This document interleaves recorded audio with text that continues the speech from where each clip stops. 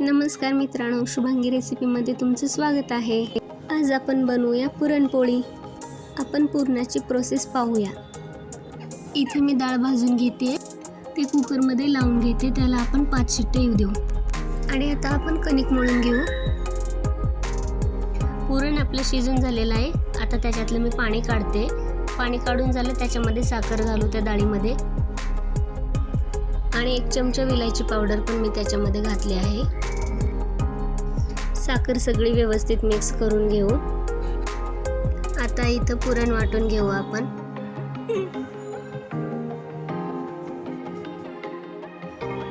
कढईमध्ये तेल गरम झालेलं आहे, तिथं आपण कुरडी, पापडी आणि भजी काढून घेऊया।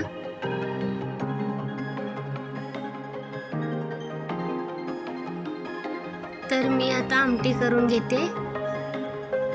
त्याच्यामध्ये जिरे, मोहरी, अद्रक, लसूण, कढीपत्ता, काळं तिखट आणि आता मी त्याच्यामध्ये पुरणाचं येळण घालून घेते। आणि आता ही झाली आपली येळणाची आमटी तयार। आता आपण पोळ्या करून घेऊ।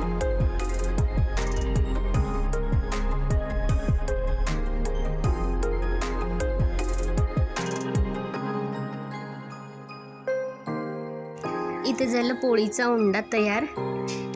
आता आपण पोळी लाटून घेऊ।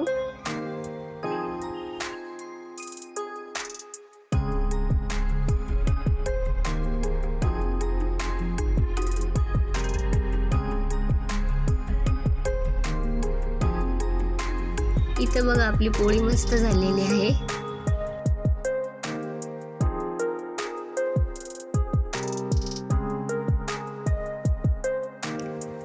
आपल्या सगळ्या पोळ्या तयार आहेत।